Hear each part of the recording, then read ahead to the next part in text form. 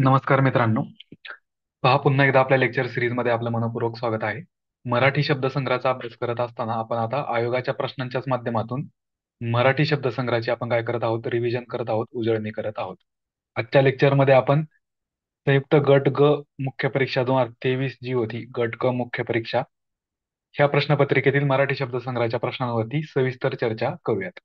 लगेच लेक्चर्सला आपण सुरुवात करूयात. बघा, पहिलाच प्रश्न होता, पत्नी या शब्दाला समानार्थी शब्द आपल्याला ओळखायला सांगितला होता. पर्याय दिले धव, भरता, कांता आणि कलत्र. आता एक शब्द आपल्या सर्वांच्या परिचयाचा असतो, तो म्हणजे कांता. बरोबर. कांता आणि कांता हे आपण प्रिव्हियस इयर क्वेश्चन्स पाहतो आणि कितीतरी वेळा वाचलेले आहेत. कांत म्हणजे पती आणि कांता म्हणजे पत्नी. बरोबर. मग कांता हा शब्द पर्यायात दिलेला आहे. पर्याय क्रमांक 3 उत्तर आपण देणं अपेक्षित आहे. अर्थातच अंतिम उत्तर तालिकेत हा प्रश्न रद्द झालाय. का रद्द झालाय ते आपण पाहूयात. ठीक आहे. बघा, एक एक पर्याय घेऊयात आपण. धव हा शब्दाचा अर्थ काय होतो? पहा मित्रांनो, आपण एक शब्द ऐकलेला असतो, विधवा आणि सद्वा असे दोन शब्द आपल्याला ऐकलेले असतात. विधवा आणि सद्वा हा शब्द धव या शब्दापासून बनलेला आहे. धव या शब्दाचा अर्थ होतो पती. आणि ज्या स्त्रीचा पती, म्हणजे ज्या स्त्रीच्या पतीचं निधन झालेलं आहे, त्या स्त्रीला विधवा असं म्हटलं जातं. बरोबर. धव म्हणजे पती आणि विधवा म्हणजे काय, ज्या स्त्रीच्या पतीचं निधन झालेलं आहे ती विधवा. बरोबर. म्हणजे धव या शब्दाचा अर्थ काय होतो? पती. भरता म्हणजे काय? ठीक आहे. भ्रतार हा शब्द ऐकला असेल आपण. भ्रतार म्हणजे पती आणि भरता म्हणजे काय? भरताचा अर्थ सुद्धा पतीच असा होतो. म्हणजे आयोगाने बघा, ह्या प्रश्नात पहिले दोन पर्याय जे दिलेले आहेत ते पती ह्या शब्दाला समानार्थी दिलेले आहेत. बरोबर. सॉरी, आले लक्षात. आणि बघा, भ्रतार, भरता म्हणजे काय? पती. भार्या म्हणजे काय? भार्या म्हणजे पत्नी. आले लक्षामध्ये.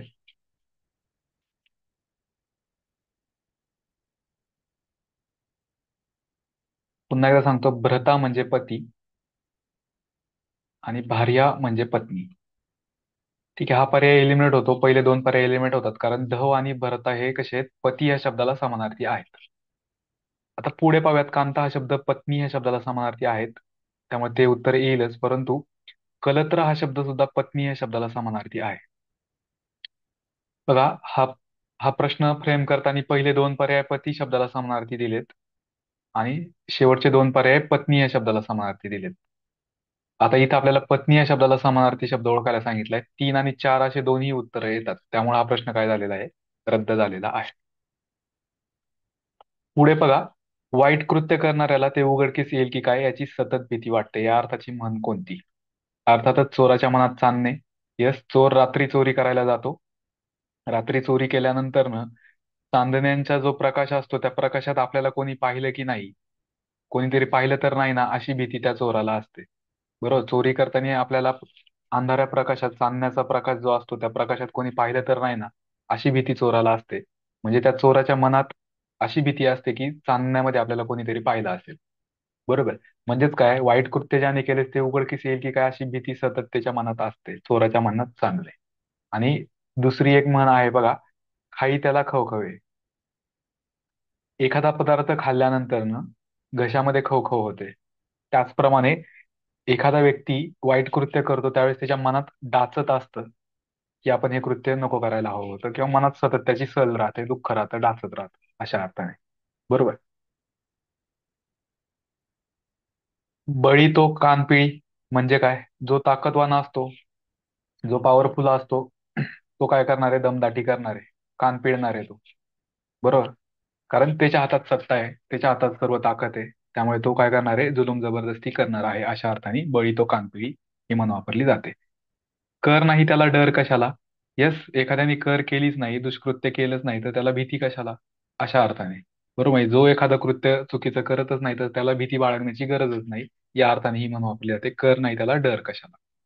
दिव्याखाली अंधार. आता दिवा काय करतो? सर्वांना प्रकाश देतो, सर्वत्र प्रकाश देतो. बरोबर. म्हणजे इतरांच्या मदतीला येतोय तो. म्हणजे दिवा म्हणजे एखादा मोठा व्यक्तीच्या अर्थाने आपण दिवा म्हणूयात. एखादा मोठा व्यक्ती असतो, दिव्यासारखा तो इतरांसाठी खूप काही कार्य करतो, परंतु त्याच्या खालीच अंधार असतो. जसा दिव्याखाली अंधार असतो तसाच एखादा मोठा व्यक्ती असतो, त्या मोठ्या व्यक्तीत सुद्धा काहीतरी दोष असतातच. जसं दिव्याखाली अंधार असतो, दिवा सर्वांना प्रकाश देतोय परंतु त्याच्याच खाली अंधार आहे. तसंच एखादा मोठा व्यक्ती आहे, सर्वांच्या कामासाठी येतोय परंतु त्याच्यामध्ये काहीतरी दोष असतो. अशा अर्थाने ही म्हण वापरली जाते, दिव्याखाली अंधार. पुढे बघा, सोने या शब्दाला समानार्थी शब्द आपण निवडायला सांगितलेला आहे. सोने या शब्दाला समानार्थी शब्द निवडायला सांगितलेला आहे. आता कनक, आता आपण बऱ्याच वेळा वाचलेला असतो, कनक पंजरी हा शब्द ऐकला असेल आपण. पोपटाला सोन्याच्या पिंजऱ्यात आपण ठेवलंय, म्हणजेच कनक पंजरी त्याला ठेवलेला आहे. कनक म्हणजे सोने आणि पंजरी म्हणजे पिंजरा. बरोबर. कनक पंजरी यातला कनक ह्या शब्दाचा अर्थ होतो सोने. ठीक आहे. सुवर्ण म्हणजे सोने आपणा सर्वांना माहिती आहे. बरोबर.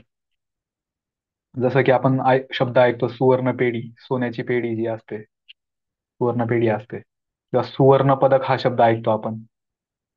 सुवर्ण पदक म्हणजेच गोल्ड मेडल असं ज्याला इंग्लिशमध्ये आपण म्हणतो. सुवर्ण म्हणजे गोल्ड, सोने. हेम आपण पाहिलं होतं, हेम आणि हेमा. हेमा म्हणजे कोण, जी सोन्यासारखी आहे ती हेमा, असं आपण लक्षात ठेवलं होतं. हेम म्हणजे सोने. आले लक्षामध्ये? हेम म्हणजे सोने. सोने या शब्दाला कनक, सुवर्ण, हेम हे शब्द समानार्थी आहे. कांचन, कांचन म्हणजे पण सोने, आपण कितीतरी वेळा ऐकलेलं आहे. प्रिव्हियस इयर क्वेश्चन्स खूप वेळा आलेले आहेत, खूप वेळा चर्चा केलेली आहे. लेक्चर्स मध्ये आपण सविस्तर आपण कांचन हा शब्द लक्षात ठेवायला सांगितलेला आहे. कनक आणि कांचन हे सोन्याला समानार्थी शब्द आहेत. सर्व पर्याय या ठिकाणी बरोबर येणार आहेत. पुढे बघा, देशी शब्दांचा शब्दगट आपल्याला ओळखायला सांगितलेला आहे. तंबाखू शब्द पाहिल्याबरोबर लगेच आपल्याला ट्रिक आठवली पाहिजे, पोर्तुगीज शब्द आहे. बरोबर. चावी पोर्तुगीज आपण पाहिलं होतं, किल्ली कानडी येतो. बरोबर. किल्ली कानडी, किल्लीचा क, कानडीचा क आपण पाहिला होता. आणि किल्लीवरूनच चावी शब्द लक्षात ठेवायला सांगितला होता. चावी, पेटी वगैरे आपण पाहिली होती, पेटीत काय ठेवलं वगैरे पाहिलं होतं. चावी आहे त्या पेटीची, कुलुपाची चावी. चावी हा पोर्तुगीज शब्द आहे, आपण पाहिलं होतं. बरोबर. यातला प्रीती हा शब्द तत्सम शब्द आहे, संस्कृत मधून जशाच तसा मराठीत आलेला आहे. तो तो तत्सम असणार आहे. पहिला पर्याय येणार नाही, देशी शब्दांचा गट ओळखायचा आहे. साबण, फणस, हापूस, कोबी सगळे पोर्तुगीज शब्द आहेत. आपण हापूस आंब्याची स्टोरी पाहिली होती. अल्फॉन्सो दी अल्बुकर्क नावाचा पोर्तुगीज गव्हर्नर पाहिला होता. त्या अल्फॉन्सो वरून हापूस हा शब्द कसा तयार झाला हे पाहिलं होतं. बरोबर. म्हणजे अल्फॉन्सो दी अल्बुकर्कनेच हापूस आंब्याचं कलम शोधून काढलं होतं, म्हणून त्या हापूसला अल्फॉन्सो नाव दिलं होतं त्या कलमाला, आणि अल्फॉन्सो वरूनच हापूस हा शब्द तयार झालेला आहे. लक्षात राहू द्या. पोर्तुगीज शब्द आहे कोबी, फणस, फणस, अननस, पेरू आपण पाहिलं पोर्तुगीज शब्द आहे. साबण हा शब्द सुद्धा पोर्तुगीज आहे, आपण पाहिलेला आहे. दुसरा पर्याय लिमिट होतो. बघा, बाजरी, झाड असेल. बरोबर.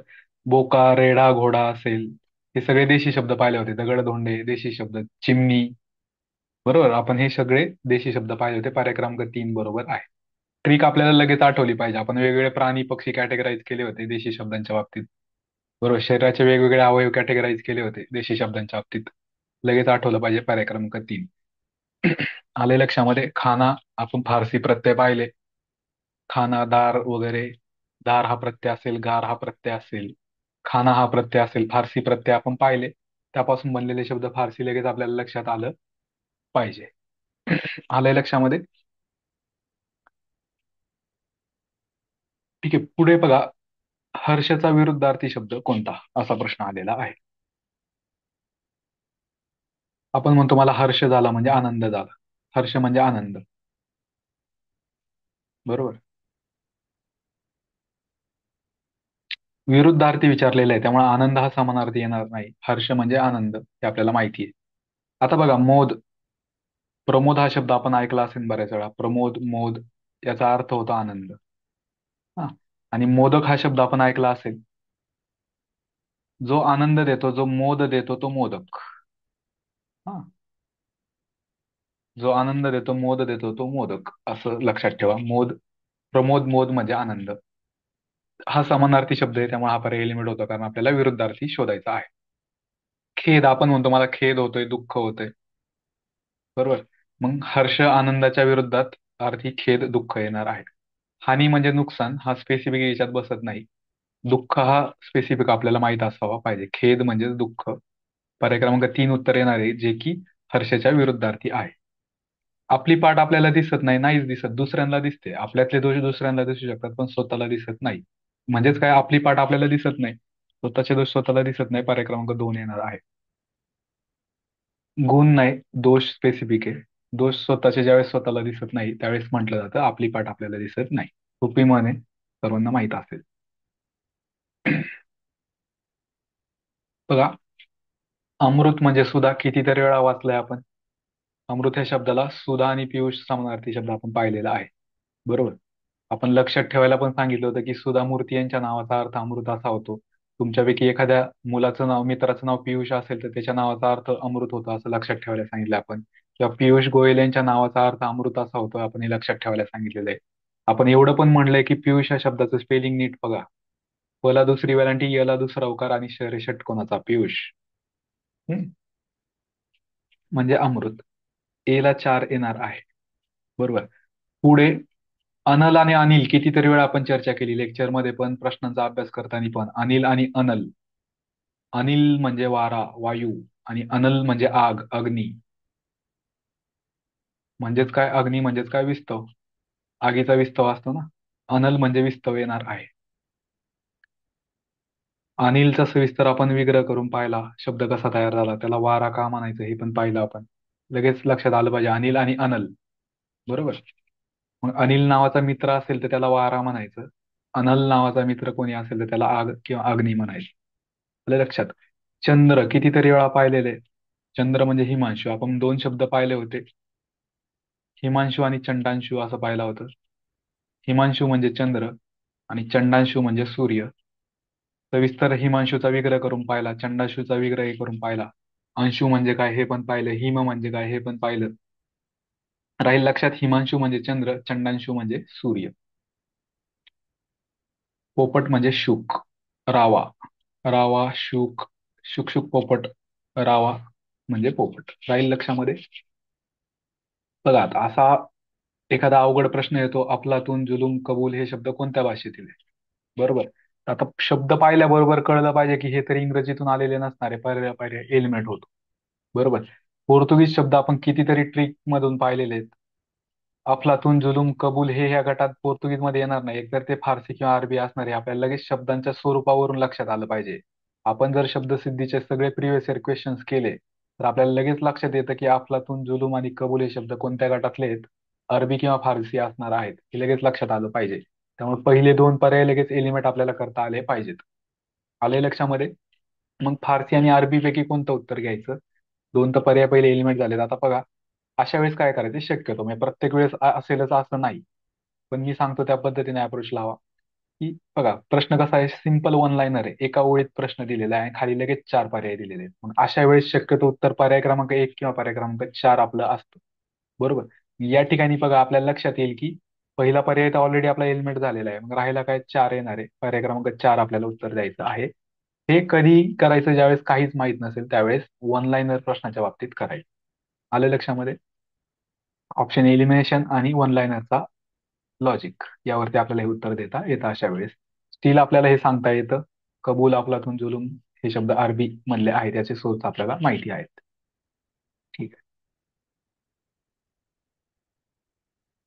पुढे बघा. हा, यावर्षी बाजारात सूर्यफुलाची खूप आवक आहे. खूप आवक आहे म्हणजे काय, सूर्यफूल बाजारात खूप जास्त प्रमाणात येतात. आवक म्हणजे येणे, जावक म्हणजे जाणे. आवकच्या विरुद्धार्थी जावक आहे. आपल्याला विरुद्धार्थी शब्द शोधायला सांगितलेला आहे. बरोबर. आता इथं आयात नाही येणार, आगम येणार नाही. आगम म्हणजे येणे, आयात म्हणजे पण येणे. बरोबर, किंवा आणणे अशा अर्थाने. आपण मालाची आयात करतो म्हणजे तो माल आणतो.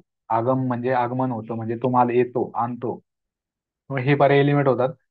आवकच्या विरुद्धार्थी जावकच असणार आहे. संगम म्हणजे काय, दोन नद्यांचा संगम होतो म्हणजे दोन नद्यांचं एकत्रीकरण होतं आणि त्या दोन नद्या सोबत पुढे प्रवाह करत वाहत जातात.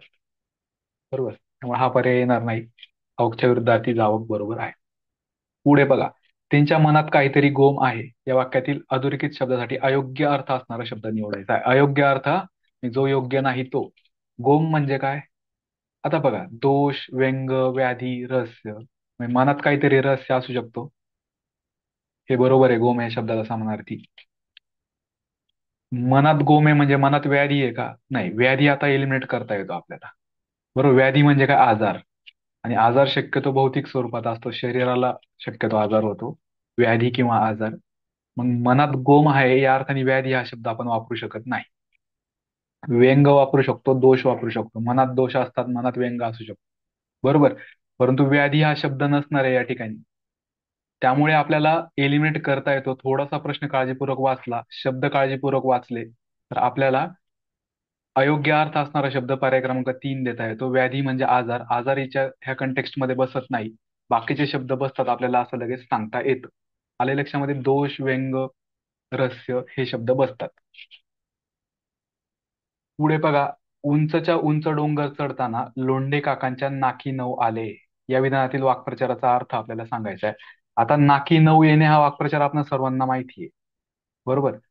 नाकी नऊ येणे, आणि आपण लेक्चरमध्ये पाहिलेलं आहे, 9 द्वारे असतात. शेवटचं 9व्या द्वाराद्वारे म्हणजे नाकावाटे जीव जातो, प्राण जातो. नाकावाटे. बरोबर, म्हणजे नाकी काय येतात? एक प्रकारे 9 येतात. 9वा जो शेवटचा हे असणार आहे तो. आपण लेक्चरमध्ये सविस्तर यावरती चर्चा केलेली आहे. मग नाकावाटे जाते म्हटल्यावरती काहीतरी प्राण जाण्याशी संबंध आहे असं आपण पाहिलेलं आहे. नाकी नऊ येणे म्हणजे इथं आपल्याला लगेच लक्षात आलं पाहिजे की प्राण कसा वीस होणार आहे ना. नाकी नऊ येणे म्हणल्यावरती अगदी जीव जातो की काय अशी स्थिती निर्माण होते, खूप जीव कसा वीस होतोय, जीवाची तगमग होते, असा त्याचा अर्थ नाकी नऊ येणे म्हणजे. त्यामुळे मग पर्याय क्रमांक 4 आपल्याला उत्तर देता येते. आता जीवात जीव येणे म्हणजे काय? जीवात जीव येणे म्हणजे काय? एखाद्या संकटातून आपण मुक्त झालेलो आहे. बरोबर, मग त्यावेळेस आपला जीवात जीव येतो एक प्रकारे, किंवा हायसं वाटतं आपल्याला. मग त्यामुळे दोन तर येणार नाहीच. पायाला गोळे येणे म्हणजे थोडक्यात पाय दुखणे, त्यामुळे शब्दशः अर्थ येणार नाही. बरोबर, वाक्प्रचारचा अर्थ घेताना आपण लक्षार्थ घेतो. बरोबर. आता बघा, जीव टांगणीला लागणे, जीव टांगणीला लागतो म्हणजे जीव काळजीत पडतो. मग इथं काळजी वाटणे असं येणार नाही, कारण उंच डोंगर चढतोय ना. आणि उंच डोंगर चढताना नाकी नऊ येतात, म्हणजे प्राण कसा वीस होणार हे उत्तर आपल्याला स्पेसिफिक देता येतं, व्यवस्थित सांगता येतं. आले लक्षामध्ये? पर्याय क्रमांक 4 हे याचं योग्य उत्तर आहे. पुढे बघा, दुसऱ्याने आपल्या विरोधात तक्रार करण्यापूर्वी आपणच त्या विरोधात तक्रार करावी. याचा आशय स्पष्ट करणारी म्हण पर्यायातून आपल्याला ओळखायची आहे.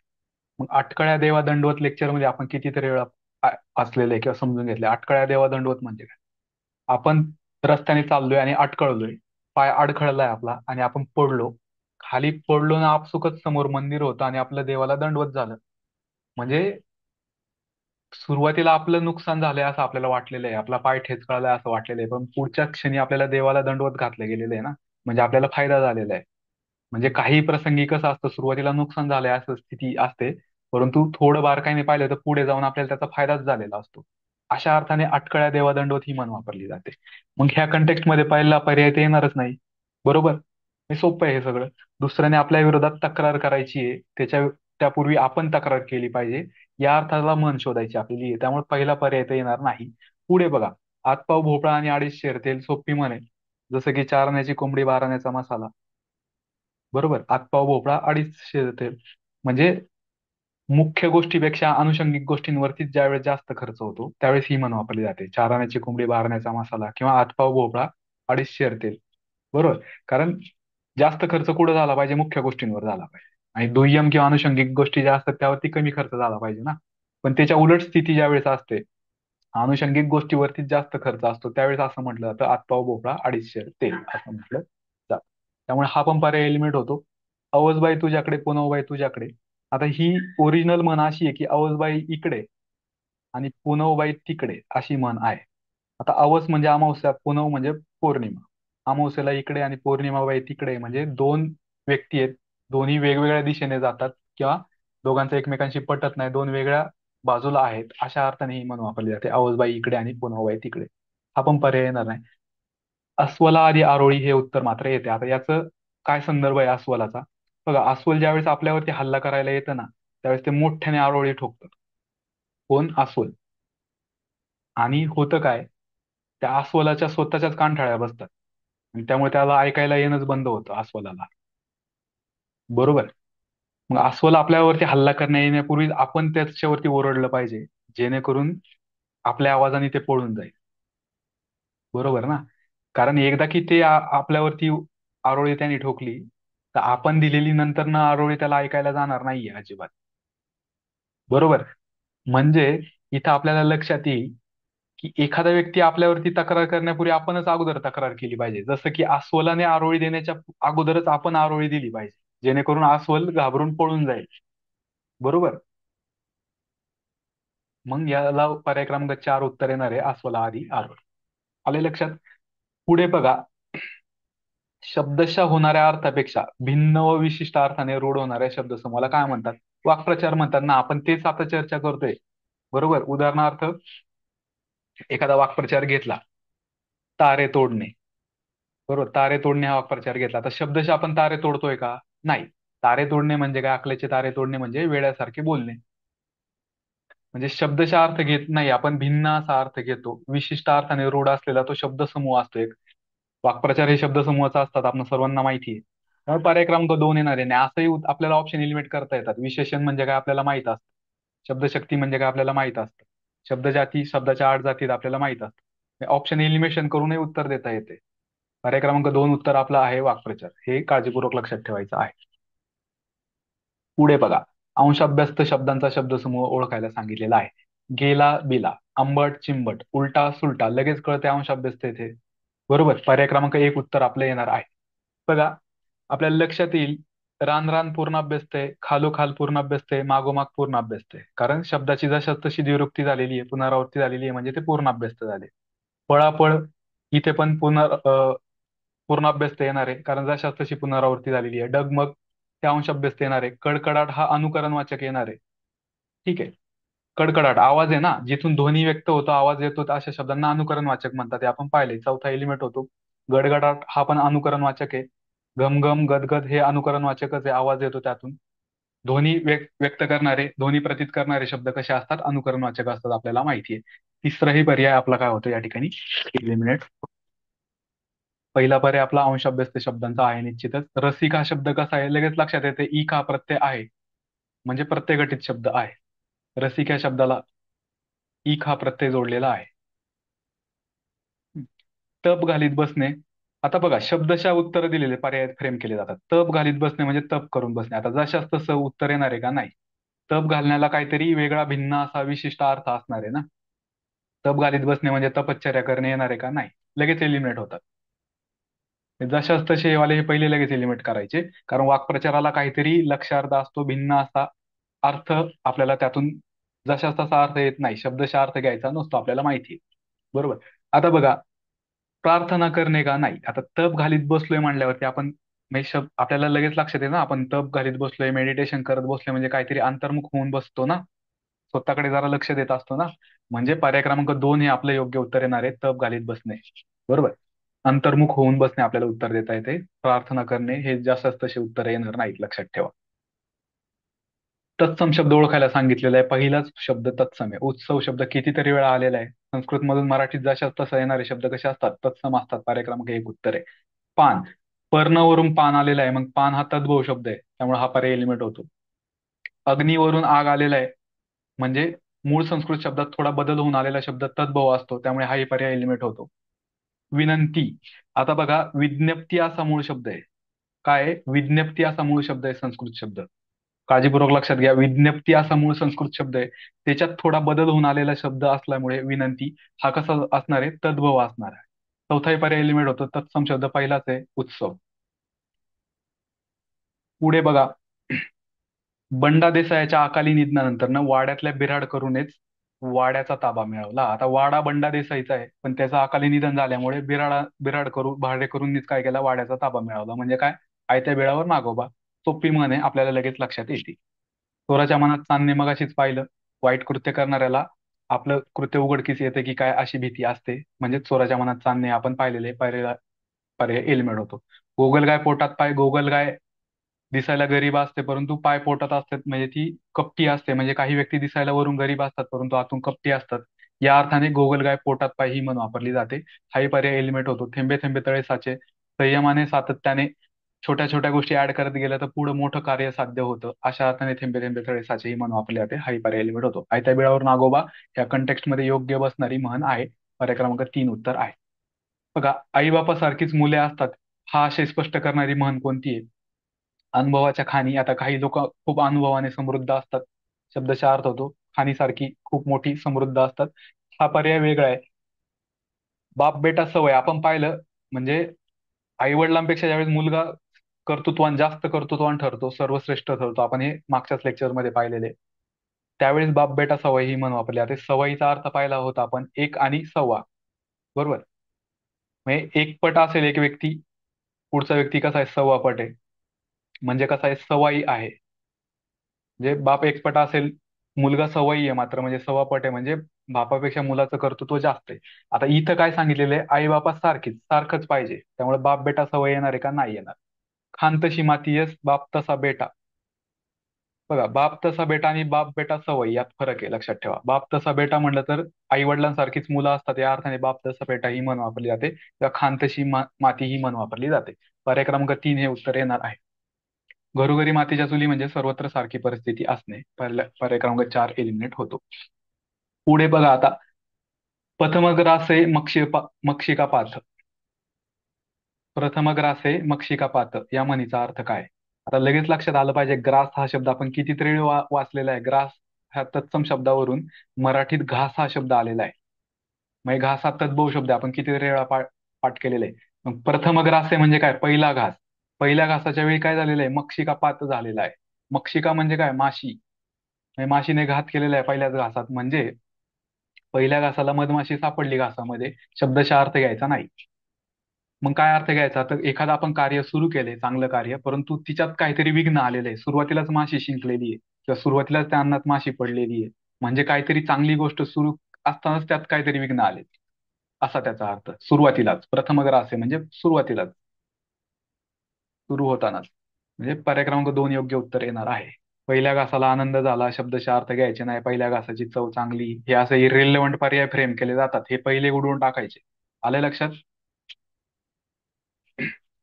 बघा, पुढे आहे मलिन या शब्दाच्या विरुद्धार्थी शब्द आपल्याला ओळखायला सांगितलेला आहे. मग निर्मळ. निर्मळ म्हणजे स्वच्छ आणि मलिन म्हणजे मळलेला, लगेच लक्षात येते. पर्याय क्रमांक 4 सोपा प्रश्न आहे. स्वच्छतेचे पालन. आता बघा, इथे कसं आहे, मलिनच्या विरुद्धार्थी स्वच्छता असं वाटू शकतं आपल्याला. बरोबर. आता इथं मळलेल्या कपड्यांशी म्हणल्यावरती हे एलिमेंट होते, घाणेरड्या नजरेने हे एलिमेंट होते. हा, एकतर स्वच्छता किंवा निर्मळ असणार आहे, पण स्पेसिफिक आपल्याला मलिनच्या विरुद्धार्थी निर्मळ हे लगेच देता येते. आले लक्षामध्ये? पर्याय क्रमांक 4 म्हणजे जास्त समर्पक शब्द पहिला निवडायचा. आता बघा, शेतकऱ्यांना मिळणारे सरकारी कर्ज. इतिहासात एकदा प्रश्न येऊन गेलेला आहे, तकावी म्हणजे काय. तकावी आणि तगाई, त्यावरूनच तगाई हा शब्द आहे. अरबी भाषेतून मराठी भाषेत आलेले शब्द आहेत. म्हणजे सरकारकडनं किंवा एखाद्या संस्थेकडनं, व्यक्तीकडनं शेतकऱ्यांना ज्यावेळेस कर्ज स्वरूपात काही रक्कम दिली जाते, त्याला तकावी किंवा तगाई असं म्हटलं जातं. यात पर्याय क्रमांक 2 येणार आहे, तगाई. बरोबर. अनुदान आणि कर्ज यात फरक असतो, त्यामुळे पहिला पर्याय एलिमेंट होतो. सानुग्रह. सानुग्रह शब्द थोडा बाजूला ठेवूयात, त्याकडे येऊयात आपण. धनादेश पहिला पाहूया. धनादेश म्हणजे काय, चेक. बरोबर, बँकेचा चेक आपण पाहतो, त्यामुळे हाही पर्याय एलिमेंट होतो. आपल्याला कर्ज या शब्दाला समानार्थी शब्द शोधायचा आहे. कर्ज पण कोणाला, शेतकऱ्यांना मिळणारं सरकारी कर्ज. याला तगाई म्हटलं जातं किंवा तकावी म्हटलं जातं, हे लक्षात ठेवा. तकावी किंवा तगाई. पर्याय क्रमांक 2 उत्तर योग्य आहे. सानुग्रहचा अर्थ काय होतो बघा. आता सानुग्रह अनुदान दिलं जातं. सरकारी कर्मचारी निवृत्त झाले, त्यांना सानुग्रह काहीतरी रक्कम, पेन्शन वगैरे दिली जाते, सानुग्रह पेन्शन दिली जाते. सानुग्रहचा अर्थ काय, अनुग्रह म्हणजे काय. अनुग्रह म्हणजे एखाद्याशी संबंधित आपल्याला दुःख वाटत असेल, तर त्याप्रती आपण संवेदना दाखवतो, म्हणजे अनुग्रह दाखवतो. बरोबर. मग एखाद्याच्या फेवरमध्ये ज्यावेळेस आपण मदत करतो एखाद्याला ना, त्यावेळेस त्याला सानुग्रह म्हटलं जातं. मग सानुग्रह कर्जही असू शकतं, सानुग्रह अनुदानही असू शकतं, सानुग्रह एखादी मदतही असू शकते, सानुग्रह दिलेली एखादी वस्तूही असू शकते. सानुग्रह ही एक भावना आहे, लक्षात ठेवा. म्हणजे फेवरमध्ये जाणं, सानुग्रह म्हणजे फेवरमध्ये जाणं एखाद्याच्या. बरोबर, असा त्याचा अर्थ होतो. सानुग्रह स्पेसिफिक बसणार नाही इथे. पण सानुग्रह कर्ज असू शकतं, सरकारी कर्ज सानुग्रह असू शकतं. शेतकऱ्यांप्रती संवेदना दाखवण्यासाठी सरकार शेतकऱ्यांना कर्ज देऊ शकतं, सानुग्रहाच्या भावनेने देऊ शकतं. पण तो शब्द येणार नाही, ते एक विशेषण झालं, लक्षात ठेवा. आपल्याला स्पेसिफिक शब्द कर्ज, सरकारी कर्ज म्हटलं तर शेतकऱ्यांना दिलेलं जाणार, सरकारी कर्ज म्हटलं तर तगाई. पर्याय क्रमांक 2 उत्तर येणार आहे. आले लक्षात? पुढे बघा आता, वेदांश हा प्रश्न विचारतात, योग्य ते उत्तर ताबडतोब देणार आहे. योग्य ते उत्तर देतोय, कसा देतोय, ताबडतोब देतोय. शब्दशः अर्थ लगेच कळतो, हजरजबाबी. वेदांश कसा आहे हजर जबाबी आहे म्हणजे जबाब देतोय कधी जबाब देण्यासाठी तो सदैव हजर असतोय लगेच तत्पर असतोय ताबडतोब उत्तर देणारा जो असतो तो हजर जबाबी असतो फक्त सी बरोबर येणार आहे या ठिकाणी आले लक्षात स्थिर बुद्धी स्थिर मती म्हणजे ज्याची बुद्धी स्थिर आहे ज्याची मती स्थिर आहे तो स्थिर बुद्धी स्थिर मती शब्दशः अर्थ लगेच आपल्याला समजतो मनकवडा मनातला जो लगेच ओळखतो तो मनकवडा बरोबर डी येणार नाही आपल्याला इथं उत्तर देण्याशी संबंधित पर्याय शोधायचा आहे हजर जबाबी फक्त सी येणार आहे पुढे बघा डॅश डॅश जगवले तरच भविष्यात प्राणवायू मिळणार आहे या वाक्यातील रिकाम्या जागी तत्सम शब्दाचा वापर करायचा आहे हा. तत्सम शब्दाचा करायचा आहे मग झाड हे शब्द आपल्याला लगेच कळलं पाहिजे की हे देशी आहे बाबा इथं जरी झाड हा शब्द बसत असला झाड जगवले तरच भविष्यात प्राणवायू मिळणार आहे म्हणजेच ऑक्सिजन मिळणार आहे बरोबर मग तुम्ही झाड हे उत्तर देसाल पण उत्तर चुकेल कारण आपल्याला तत्सम शब्द निवडायचा आहे ना कारण झाड हे देशी शब्द आहे त्यामुळे पहिला पर्याय एलिमेंट होतो वृक्ष या झाडाऐवजी आपण वृक्ष हा तत्सम शब्द वापरू शकतो वृक्ष हा कसा आहे तत्सम शब्द आहे मूळ संस्कृत मधून जसा तसा मराठीत आलेला शब्द आहे म्हणजे तो तत्सम आहे पर्याय क्रमांक 2 योग्य येणार आहे झाडं जगवली आपण तरीच भविष्यात प्राणवायू मिळणार आहे ना वेलचा काय संबंध येणार नाही पल्लरीवरून वेल हा तद्भव शब्द आलेला आहे रोपण करण्याची क्रिया असते म्हणजे काय केली जाते लागवड केली जाते हाही स्पेसिफिक बसत नाही वृक्ष स्पेसिफिक बसतो तत्सम ह्या अनुषंगाने कारण आपल्याला पहिल्या पर्यायावरून कळतंय की आपल्याला झाड हे उत्तर द्यायचं नाही वृक्ष हे उत्तर द्यायचंय तत्सम शब्द विचारलाय म्हणून आले लक्षामध्ये चालेल मित्रांनो थांबूयात आपण या ठिकाणी आभारी आहे थँक्यू सो मच